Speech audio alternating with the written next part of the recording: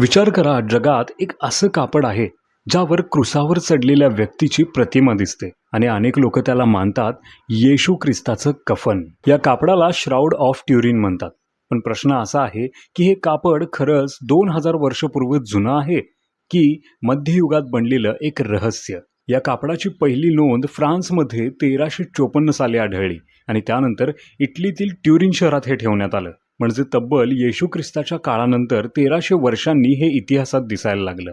या लिनन कापडावर एका पुरुषाची समोरची आणि मागची बाजू दिसते, ज्यामध्ये हातापायांवर आणि डोक्यांवर रक्तासारखे डाग दिसतात. अनेकांना असं वाटतं की हे येशू ख्रिस्ताचीच प्रतिमा आहे. 1988 मध्ये ऑक्सफर्ड, झुरिक आणि एरिझोना या 3 लॅब्समध्ये कार्बन डेटिंग टेस्ट करण्यात आली आणि निकाल आला 1260 ते 1390 एडी. म्हणजे विज्ञानानुसार हे कापड मेडिएवल पिरियड म्हणजेच मध्ययुगामधलं आहे. पण काही संशोधकांचं म्हणणं असं आहे की सॅम्पल म्हणून कापडाचा जो कोपरा घेतला होता तो नंतर सुद्धा रिपेअर केलेला असू शकतो. म्हणून काही लोक कार्बन डेटिंग टेस्टवर सुद्धा डाऊट घेतात.